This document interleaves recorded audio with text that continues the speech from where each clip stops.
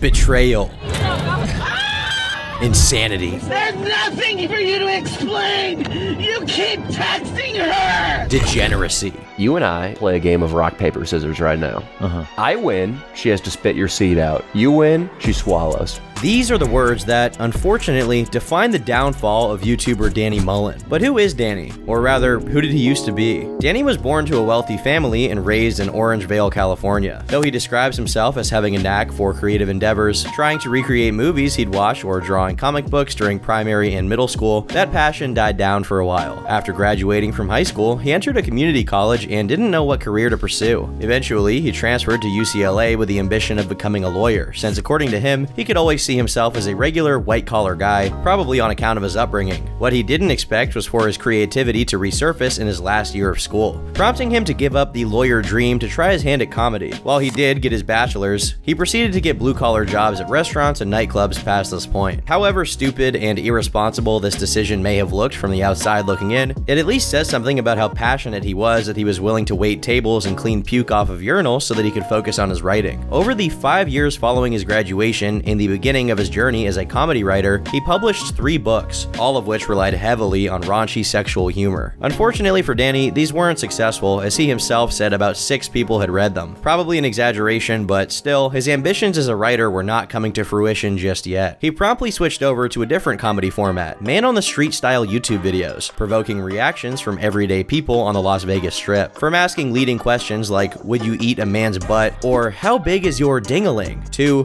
extreme sign holding, where the crew held up signs reading, imagine your dad's penis, my son is gay, and is bad. Thematically, it was more of the same, but the delivery mechanism alone ensured that a lot more eyes would be drawn to his work, with some of them now sitting at well over 1 million views. Would you ever let a man lick your asshole? Yes. Well, that's Disgusting! With the newfound success of his videos, Danny decided to move to Los Angeles to go all in on YouTube and try and become a full-time comedian. To afford this, Danny would split the rent with 3 other friends and actually had a job lined up that unexpectedly fell through shortly after moving in. That didn't slow him down. If anything, it made him even more motivated to push out content. Fortunately for him, this is at a time when insanely inappropriate videos would still get monetized without too much issue, meaning he could realistically start living off of his content. One of the crazier examples of Danny being Andy Dick tier inappropriate with his comedy was when he, along with his recently recruited sidekick, Fan Jerry, decided to go around LA asking multiple men to expose their penis to the camera, even going to a gay bar at one point to succeed at this quest. While the comments are mostly positive, this is really pushing the envelope, and some of the more negative comments claimed that it bordered on sexual harassment since a lot of these people were in regular public locations. However successful these videos were, it was a future upload titled Ruining My High School Reunion that really made Danny take off. In it, Danny crashes his high school reunion, gets completely hammered, makes a speech mocking a dead classmate, and calls the superlative class flirt a dick-sucking champ. Unsurprisingly, these antics got him thrown out of the reunion, with one girl even mocking him on the way out for being rejected by girls during high school for having a small penis. Somewhat of a recurring theme for Danny even this early on. This is kind of crazy because these videos were coming out well after there was a massive movement on YouTube against prank channels going too far and crossing the line in order to secure some quality content. Clearly, this was not a factor for Danny, who was more than comfortable making everyone else uncomfortable if it meant he'd get a fire video out of it. Ethically questionable? Absolutely, but the entertainment value was undeniable. After this touch of viral success, Danny had a new addition to his crew, Leo D'Ottavio,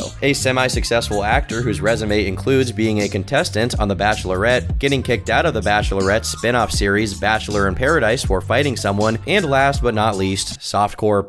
All on brand as far as Danny's content went, to be fair. Together, they filmed a video rating UCLA, where both had graduated from, to harass students. The only problem is that besides having a resume, Leo also had a track record. Just a few months prior to the upload of the UCLA video, sexual harassment allegations involving him made their way to the news, prompting him to take a leave of absence from his regular job as a performer at Universal Studios' Waterworld exhibit. Leo posted an apologetic note, though it was only apologetic in tone, since he abjectly denied any allegation of harassment and suggested that whatever misdeeds of of his he did commit were under the influence of his culture, and that he wanted to treat women better. The accusations themselves were just Instagram stories posted by Becca Martinez, another contestant of the Bachelor in Paradise show, displaying multiple people claiming to have had experiences with Leo and attesting to him being creepy to women who were barely legal, and sending multiple unwanted ding-a-ling pics. All of this began with a screenshot of a comment he left on a girl's post saying, and I quote, "You need my big ding-a-ling." Does this qualify as harassment, or is this just El Riz? The brain rot is making me mentally handicapped. Well, more than usual. Leo responded to Becca by DMing her with a screenshot of someone accusing her of fondling them when they were 14, which Leo followed up with a message, "What if everyone posted what they found on the internet?" Clearly, this implied a threat to go after her in retaliation for having posted those things about him. Over the course of the next few messages, they went back and forth, with Leo claiming that the comment he supposedly left was just Photoshop, and that the girl who'd first posted it to Twitter took it down and apologized to him personally after he sent her a letter, whose contents are unspecified, at least in the messages Leo sent to Becca. These slander implications get reinforced in the last set of messages when Becca claims Leo threatened to sue a girl for saying he'd sent 20 unsolicited salami pics to her. While there's no clear-cut evidence presented either way, according to the news coverage of this incident, Leo had lawyers request for a formal apology for the posts and for them to be taken down, and the latter was actually accomplished, though Becca has never retracted her claims. Again, just because the posts were successfully taken down doesn't prove they were lies. Later on, TMZ managed to get an impromptu interview with Leo in which he was asked about one of the claims. Have you ever sent any unsolicited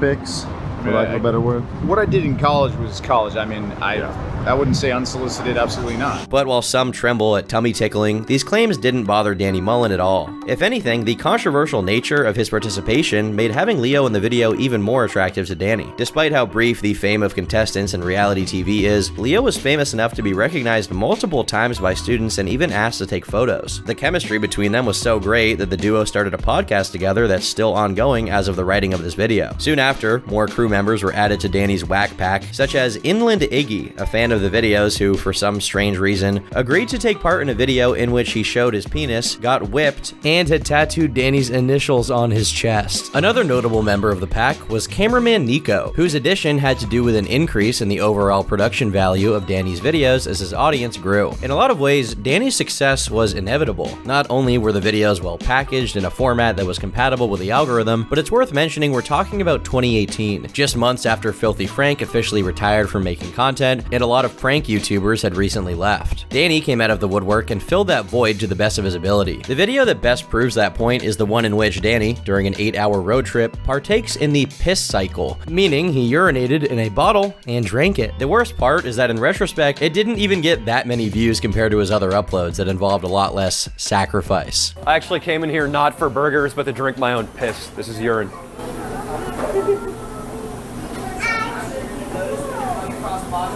You approve of this? Or a little less than 4 p.m. sometimes, but definitely not bad.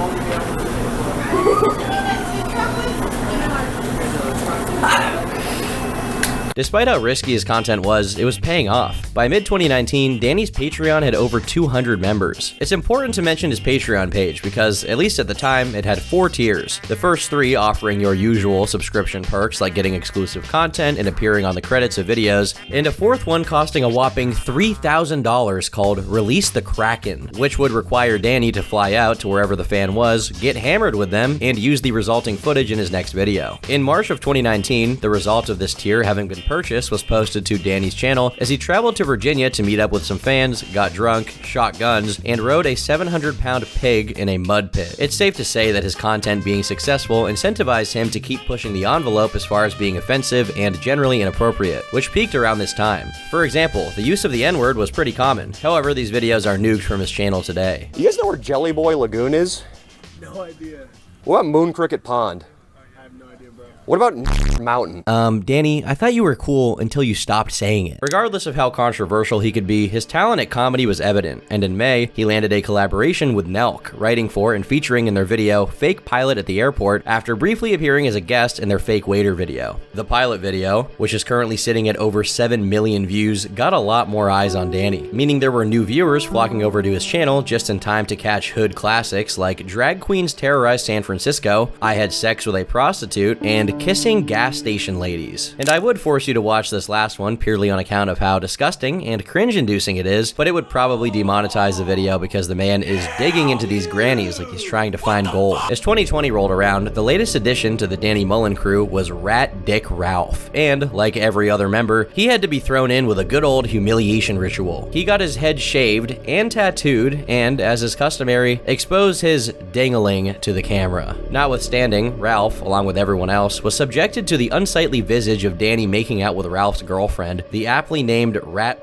Pam. The crew just kept getting new members, as a now deleted video from 2020 features the first appearance of Sandrine, who has something of a checkered past herself. Besides being a mentally ill ex-Scientologist, she believed she'd reincarnated and was still in love with a man named Jack from her past life, who would be 70 years old at the time. Despite this, throughout her taking part in the videos, it was very clear she had an unhealthy obsession with Danny, which added to the feeling that Danny's content was something we shouldn't even be allowed to see. In one of Danny's videos, Fear and Loathing in the Trump Hotel, a parody of Hunter S. Thompson's book of the same name, her parents call Danny and try intervening. Sharon, I understand you're upset that I made out with Sandrine.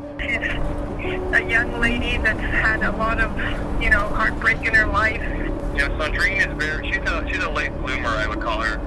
So she's delicate, in other words. Yeah. This did not have much success, since soon after they voiced their concerns for Sandrine, Danny began berating her parents for coddling her. Though it's done in an exaggerated and comedic fashion, it's clear that her parents were taking it very seriously. Against all odds, certifiably deranged people weren't the only ones trying to associate themselves with Danny, as a few other established content creators came out of the woodwork to collab with him in whatever way they could. In summer of 2020, another person decided to buy Danny's Release the Kraken tier, Brandon Buckingham. At the time, Brandon was a school teacher at the end of his teaching contract, looking to change his career and branch into YouTube content. Being a fan of Danny, he decided to purchase the Kraken tier and start his channel off with a bang. They did their usual stuff in Brandon's hometown, terrorizing the local population and encouraging Brandon to engage in risky behavior for the content, culminating in him drinking so much he nearly got arrested and was barely coherent by the video's end. Danny and Brandon's collab was a success, for the time being. While the year 2020 was peppered with extremely successful videos, no matter how controversial and risque the themes were, they at least were always intended to be taken in good fun. His audience had grown accustomed to Danny being generally inappropriate, however, they weren't as comfortable tolerating him attacking other content creators. The incident I'm referring to is when, at the tail end of 2020, Danny decided that being the de facto successor of Filthy Frank wasn't enough for him. He also had to play the role of content cop when he went out of his way to accuse a YouTuber called Balin Levine of being a carbon copy of another creator, Danny Duncan. The main issue here is that Danny presented this as a definitive call-out of Balin when the evidence of him being a plagiarist was reachy at best. For example, Danny suggested that Balin was only straight edge because Duncan was, almost as if he forgot that the average person isn't huffing jankum on the regular like he and his friends are. What really added fuel to the fire was that Balin was significantly younger and smaller on the platform than Mullen, at least at the time, since nowadays Balin is much larger. This contributed to the general public perception that he was gratuitously punching down. After all, even if Balin was copying Danny Duncan, most, if not all, YouTubers copy others' swag when they're trying to grow their channel. The audience's reaction was extremely negative, which set a precedent. While Danny did not get in trouble for the things he did in the videos, regardless of how crazy some of it might be, he did get in trouble for the things he did when he went out of character, so to speak, particularly in regards to how he treated other content creators. In 2021, Brandon Buckingham moved to LA, supposedly when Leo asked him to move in with him for a month. Leo eventually came to deny that this happened, claiming that the other guy he was living with at the time, Jacob, was the one who invited Brandon. Brandon eventually provided footage of both men being present to pick Brandon up from the airport, along with text message evidence proving there was plenty of foreknowledge of him coming to Los Angeles. Additionally, Leo approached Brandon with the idea of starting a channel together called the Man Bun Boys, which Buckingham turned down. Somehow, this also became a point of contention between them, as Leo claimed he'd only done this as a joke. As Brandon began pumping out content in LA, Danny somehow got the idea that this was Brandon trying to be the next Danny Mullen, and that he would not tolerate. To try and slow Brandon's growth down, Danny started asking all of his friends not to collaborate with Brandon on anything. This was particularly egregious of Danny since he knew Brandon had taken a major risk in leaving his hometown and career path in order to live in Los Angeles, one of the most expensive cities in the US, to try and be a YouTuber, only to be blacklisted by a major figure. Everyone in the crew is under strict orders that they cannot be seen online with Brandon or film with Brandon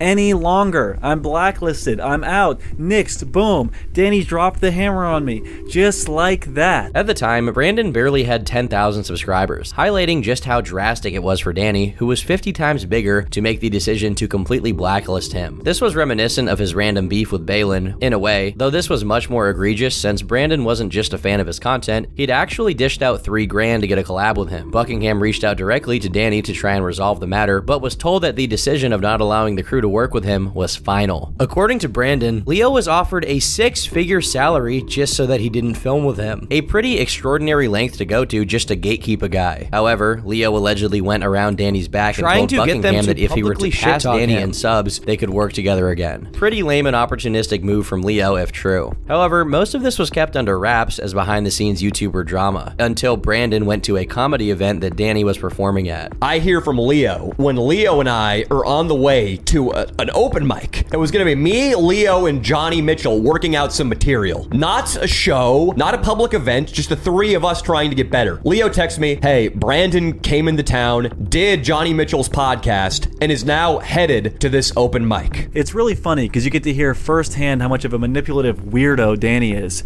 It's at the Fourth Wall Comedy Club. He says it's not a show, not a public event, but somehow I'm there with 5 other friends who are not performing. Keep that in mind. Danny proceeded to pull out of the open mic just because Brandon was going to show up, claiming that he felt he was being stalked. Alternatively, though he's never admitted to this, it could be that Brandon made him feel insecure, and given that open mic nights are where you go to iron out your rough comedy material, this makes a lot of sense. You wouldn't want the guy you have static with, along with his 5 friends, in the audience as you try stuff out that might not be funny. Just to make it clear, it apparently wasn't Brandon's idea to go to this open mic just because Danny was there. He was invited by Johnny Mitchell, a podcaster who happened to be friends with both of them. However, once Johnny found out that Danny didn't want Brandon there, he too turned against Brandon and tried to tell him he shouldn't be there, and that he'd never even invited him in the first place. Brandon eventually went through the effort of finding the exact moment during a podcast in which Johnny said he should attend the event, and commented on the video with a timestamp to prove it. Johnny's response was to DM Brandon, not acknowledging that he'd been caught in a lie, telling Brandon he should take his comment down, and telling him he was blacklisting himself. In the wake of this incident, Leo, with whom Brandon was living during the beginning of his stay in LA, kicked Brandon out of his house in a pretty heated exchange. They both have stories about how this went down. During Leo and Danny's podcast about the topic, Leo recounts it with a particular emphasis on him telling Brandon that he'd never be as good as Danny, followed by threats of physical violence. Not only does this feel a lot like Leo trying to make himself sound cool and badass, but it also comes off as him glazing Danny. On the other hand, Brandon says the "you'll never be better than Danny Mullen" comment never happened. Instead, he claims that Leo mocked his dead brother, which again, if true, is really scummy behavior. Additionally, Brandon confirms that Leo made threats, but extends that story to include the fact that he agreed to fight Leo on any set of rules, jiu-jitsu, MMA, etc., even suggesting that they make it into a video, only for Leo to say he'd only agree to box, and only if it wasn't recorded. After a long period of being nothing but nice to Brandon, once it became convenient to antagonize him, Leo went the extra mile. While Danny just blacklisted him among his own friends, Leo went out of his way to talk to people in Brandon's social circle just to spread as many negative things about him as possible, from saying he's creepy around women and a bum who mooched off of him and was doing it to others. This came to a head when, a while after Brandon had already left LA and was in Texas, he got the news that Danny was coming to Austin to shoot a video. Specifically, Brandon got this news from a mutual acquaintance of theirs called Nerdballer, who decidedly stayed neutral on their squabble, despite Danny doing his best to convince him Brandon was a creepy stalker whom he should never even interact with. The conflict finally boiled over when Brandon, armed with a handy bottle of mayonnaise, decided to improvise another collaboration with Danny during his shoot. I'm gonna mayo this man. What's up, bitch? What's good? Hey, what's up? Let's go. What's good, Danny? Don't touch me, Nico. Don't touch me. Maybe you didn't immediately pick up on this, but this footage is obviously not coming from the camera of cameraman Nico. Luckily, Brandon had the foresight to get his own recording of the event. This proved extremely wise because after the incident, Danny and Leo released a podcast about their whole saga with Brandon called Brandon Buckingham Attacks Danny, and during it, the narrative of their IRL clash was reconstructed to make Brandon seem a lot more belligerent, as Danny accused him of having kicked Nico, who was holding a camera, in the balls right before Nico supposedly threw threw him to the ground with just one hand. Seem hard to believe? Well, when Brandon made his response containing the footage from his perspective, it became clear that Nico had pushed Brandon back multiple times, and in response, all he got was a measly leg kick. Regardless, Brandon was seen as the initiator of the fight, and he got arrested. While Brandon lost over 1,000 subs upon the release of Danny and Leo's podcast, he more than made up for it when he uploaded his response video disproving their lies, and it now sits at over 500,000 views. Mind you, at the time this video was uploaded, he had a little over 20,000 subs,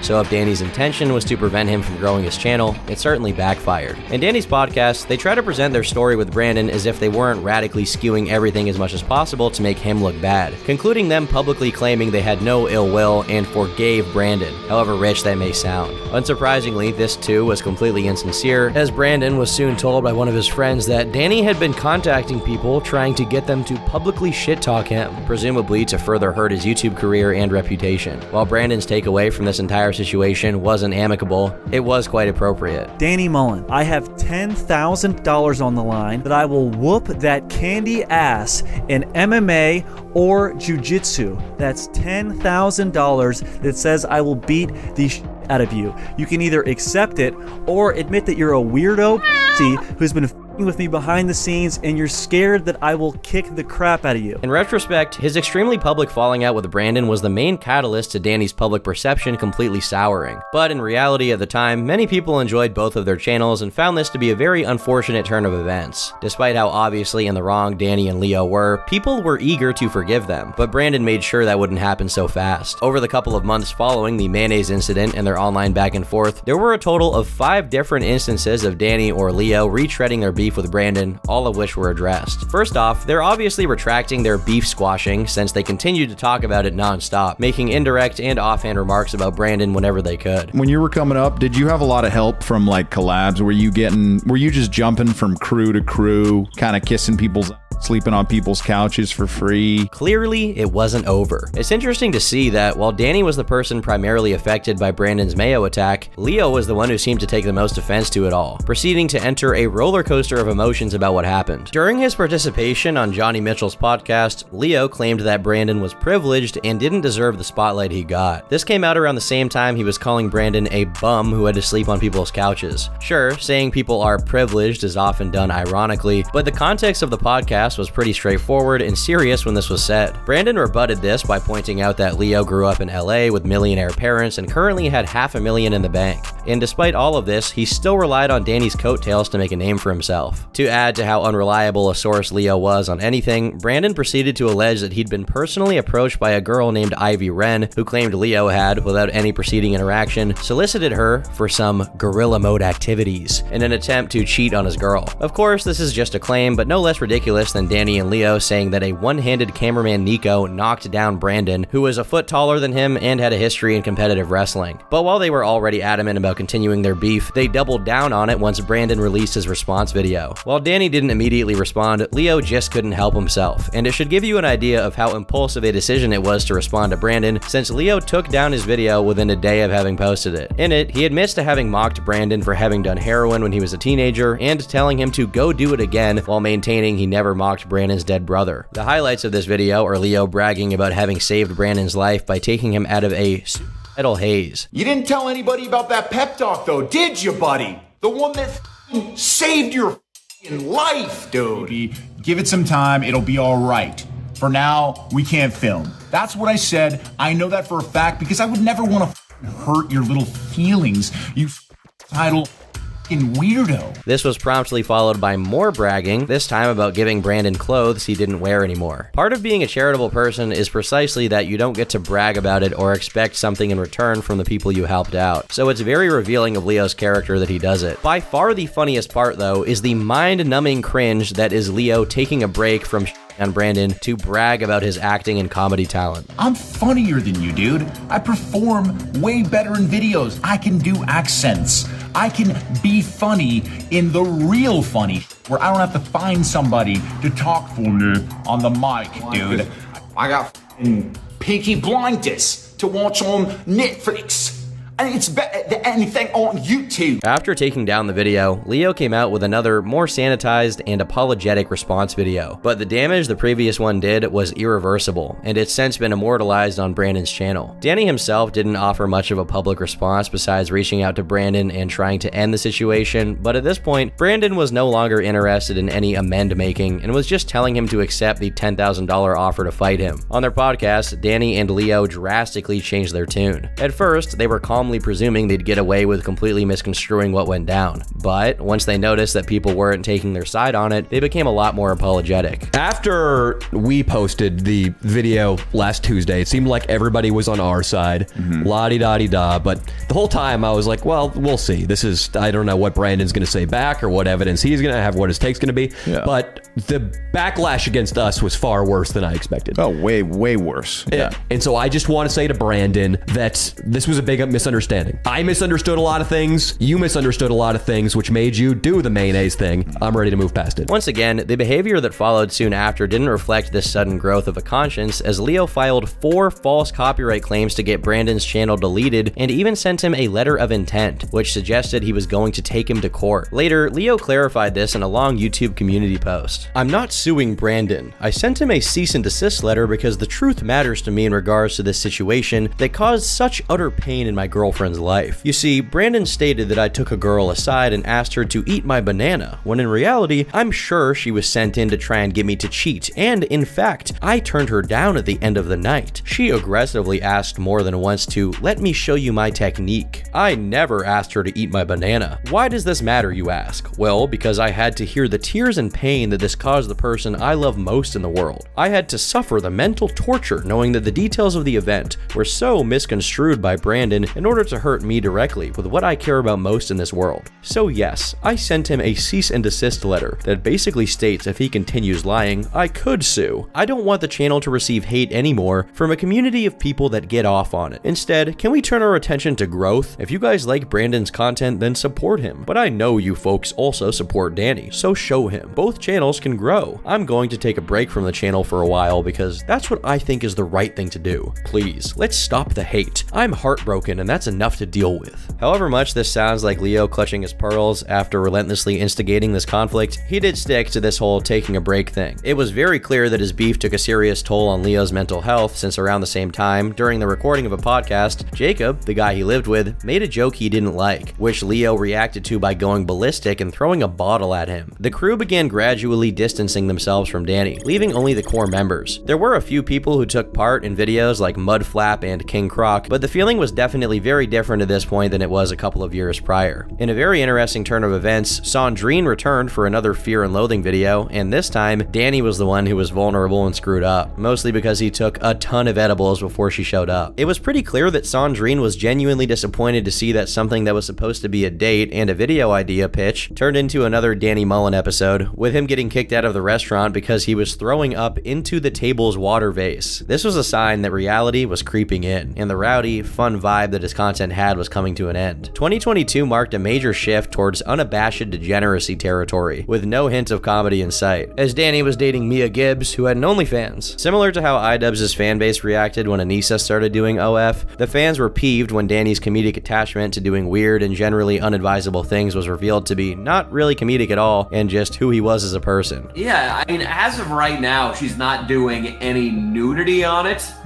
but I don't really mind either way. This clearly undermined the audience's parasocial attachment to Danny, however thin it already was. It didn't help that there were rumors around on a subreddit that she'd been cheating on him and had a history of letting college athletes go gorilla mode on her. Of course, it's not like Danny was faithful either, but regardless, when even close associates of yours are claiming your girlfriend is actually working as a prostitute and letting dudes hit for 10 grand, it will probably damage your reputation a little bit. To add to the iDubbbz comparison, not only did Danny take part in Adam22's podcast, but when grilled about his use of the N-word and the edgier humor in the earlier videos on his channel, Danny dismissively said that it was just the best he had at the time and that it probably wasn't very funny. With his content becoming increasingly less edgy in the conventional meaning of the word and more sexual, this added to the narrative that Danny had no intention of returning to form as far as how his content was prior to the Brandon debacle. After roughly 3 years of being together with Mia, they broke up, and Danny got with another porn star, Holly Day, and right around the same time, time, he began a podcast with Adam22 called Sledgelords. As is apparently custom in the haunted goon cave that is the online world, Holly was recorded amidst sexual activity with Adam, and eventually, this activity was described in painstaking detail during one of their podcasts. Not only was Danny in the room while it happened, but how do I say this? Holly was savoring Adam's crevice.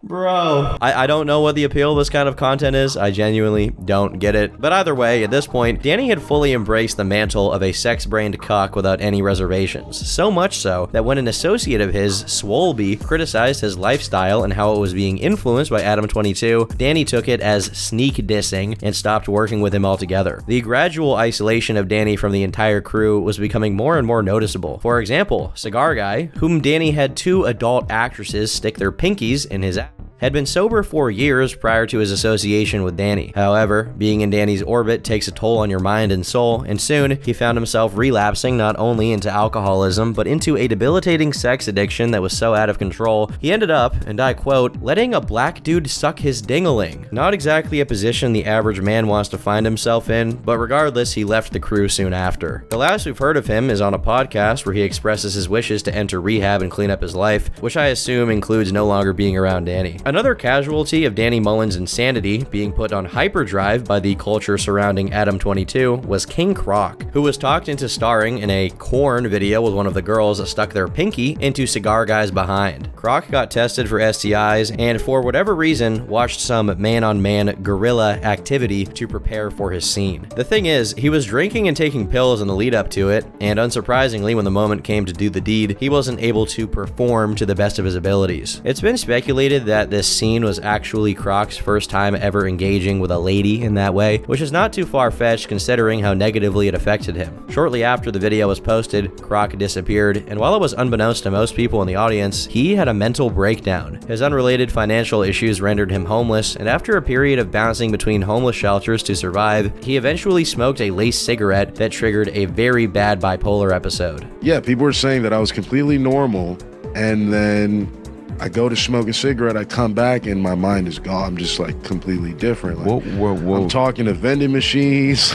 Croc recalls being approached by 2 police officers, eventually culminating in him being apprehended and deemed gravely disabled. As a consequence, he was institutionalized for 9 days, and afterward, he never really returned to making content, probably due to how rough his time as a Danny Mullen orbiter was on him. While many people have deduced that his issues were accentuated by Danny's negative influence, Danny claimed that he, along with everyone else, did everything they could to help Croc. Honestly, there's no real way to know what role they all played in what happened to Croc, but it's at least questionable to have someone this mentally fragile take part in the crazy shit that Danny was doing. While all of this is depressing just to think about, nothing even comes close to the departure of Sandrine, who for years on end was actually infatuated with Danny, only for him to chronically choose OnlyFans girls over her and to grind any potential moment of intimacy and connection between them into content dust. Eventually, she called into him and Leo's podcast to exchange a few parting words with him, and it's actually kind of tragic to witness. I don't want to do this anymore. I don't want to talk to Danny on these terms like this. I want to talk to him off the pod and off. I want to actually have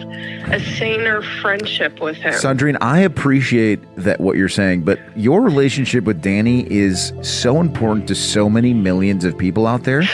That it is. What about my own feelings, Danny? Aww. I love you. I love you, Danny. I love you too, Sandrine. Jesus, And you you guys don't are. care. Is this a one-sided thing? Just let me know so I can move on. Because I don't want to do this anymore, Danny. Sandrine, I'm about to cry. Don't cry, Sandrine. Sandrine, Stop. I just want to call about the sex magic. Inland Iggy, Mudflap, Swolby, Cigar Guy, Fan Jerry, Cameraman Nico, King Croc, almost everyone had left. One of the few people who stuck with Danny throughout all of it, besides Leo, was Rat Ralph, who happened to be a fan favorite who brute forced himself into protagonist status in the Danny Mullen verse. To give you an example of what brute forcing means, when Ralph felt he was being ignored and sidelined by Leo and Danny, he decided to shoot Leo a DM. Specifically, it was a picture of a person's while in the process of defecation. Any reservations aside, it did succeed in getting their attention. Much like Sandrine wanted to develop a meaningful connection with Danny, while he just wanted to milk her kooky personality for content, Ralph wanted to actually be friends with Danny and Leo, but the feeling wasn't reciprocated. Ralph was seen more as an endless content fountain, being willing to do just about anything they'd ask him to do. This brewing animosity between them culminated in one episode of the Leo and Danny podcast titled Rat Ralph's Meltdown, which had Ralph drinking out of a massive jug of wine that was depleting at a very fast rate, to the point that they took it away from him. Throughout the episode, Ralph is very confrontational and erratic until it erupts into outright conflict, though it continues to be framed as if it wasn't a serious falling out between them. This alone would be more than enough for Danny to cut ties with Ralph. We've long established that he will cut ties and blacklist people for a lot less, but the final straw was when allegations of animal abuse and neglect began making the rounds online, involving Ralph as the perpetrator and his 5 pugs being the victims. According to the information Danny provided, the dogs were kept in a studio apartment in their own filth while Ralph and Pam raved for days in a row without going back to the apartment to feed them. This marks the end of Ralph and Danny's relationship, and as a consequence, Ralph began streaming on an obscure platform called Trovo. This platform switch coincided with his drug abuse and general self-destructive behavior cranking up to 11, as clips from these streams started gaining traction for their shocking, horrifying, and downright disgusting nature. For example, in one instance, Ralph did over 50 whippets on one stream, which led all the viewers to think he had actually overdosed on camera. In another clip, Ralph employs his own rectum as a pickle jar, then extracts the pickle back out and consumes it. I get the point of doing drugs, but what does one stand to gain from pickling himself? Or eating the pickle afterward, for that matter. Additionally, in a poor reflection of the corn culture Danny had hardcore espoused in the last couple of years of his online presence, Ralph began selling pictures of his human pickle on Instagram, and both he and his girlfriend supposedly cheated on each other multiple times in the pursuit of opportunities in the corn business. There's a lot of enthusiasm in the corn market, what can I say? It's awesome. The rat couple was locked in for mutually assured destruction, and eventually it came to fruition in a recorded screaming match that was broadcasted on Danny's show. This incident took place because Pam discovered Ralph had been exchanging DMs with Indica Moon, a corn star with whom he'd already done a scene in the past, which, by the way, involved CBT, and I don't mean cognitive behavioral therapy. Pam had done scenes with other men too, but for whatever reason, she took issue with this particular girl being with Ralph, resulting in their big fight. There's nothing for you to explain! You keep texting her! There's nothing to explain!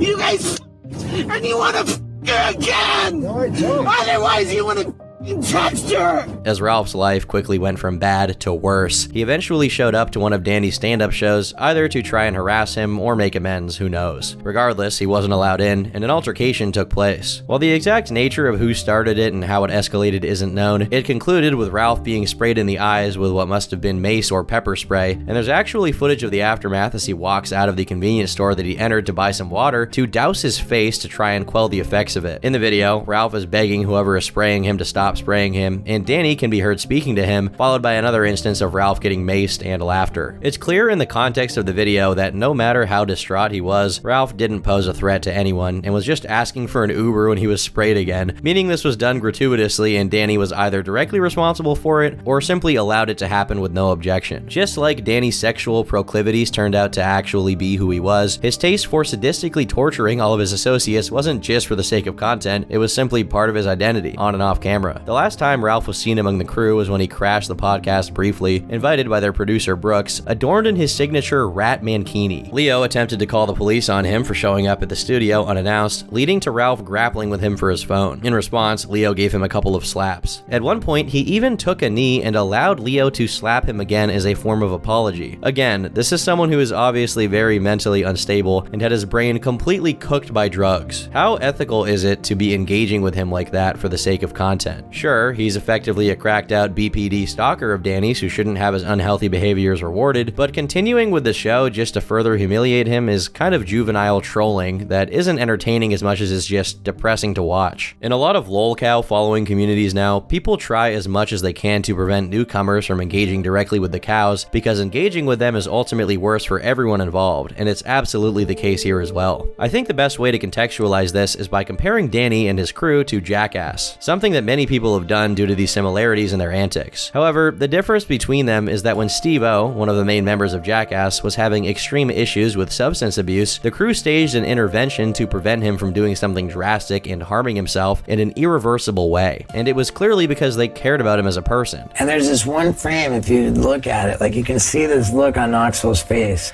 Everyone's seen him in such incredible agony, but he's never had such a pained look on his face that I've ever seen, except in that one shot. With Danny, it seems to be the opposite. He incentivized everyone to self-destruct as much as possible because it made for good content until they became inconvenient, at which point he unceremoniously showed them the way out. He all but admits that this is what happened between him and Ralph. The idea of Rat-Tick Ralph is amazing. Yeah. He will do anything. He's got constant drama going on in his life, but that comes at the cost of, at some point, him growing. It's like everybody loves a baby chimpanzee, but when they become full grown, humans can't interact with them anymore, and they just have to go into a cage. Again, this isn't to say Ralph wasn't behaving extremely erratically, but Danny and the crew obviously played an active role in rewarding him to become more and more messed up until he got to this point. Not just as a consequence of this, but everything that led up to it. Danny's audience gradually abandoned him, the same way the crew members slowly left. Not only did Danny prove himself to be someone who was only self-interested and willing to sacrifice others for his own benefit, but he proved himself to be a genuinely unlikable person, going down a road other people didn't want to follow him on. As his former associates became homeless drug addicts, he went off to become a side character in no-jumper freak orgies. Did you let the dog eat peanut butter off your balls? Yeah.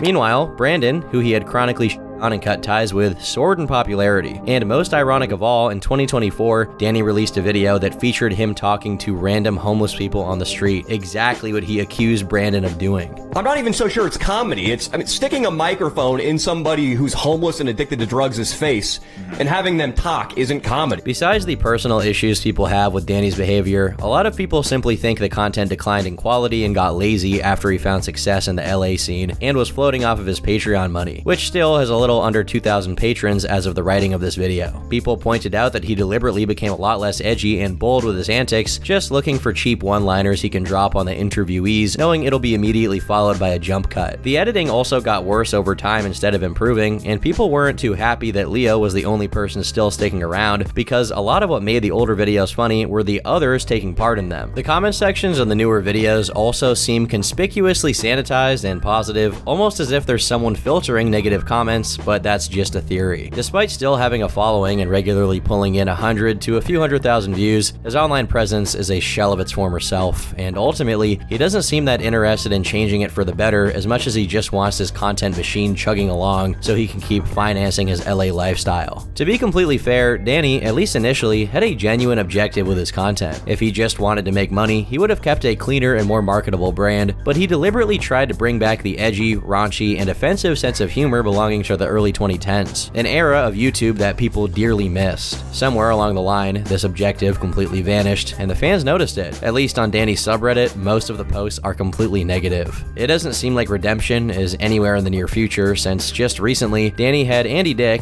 a serial sex offender, on his podcast and interacted with him normally as if he wasn't a serial sex offender. Maybe in the future, Danny can come to the realization he's currently on a downward path. However, for the time being, all his original audience can see him as is a joke, and one that stopped being funny years ago. I've been Turkey Tom, thanks for watching, and until next time, bye bye.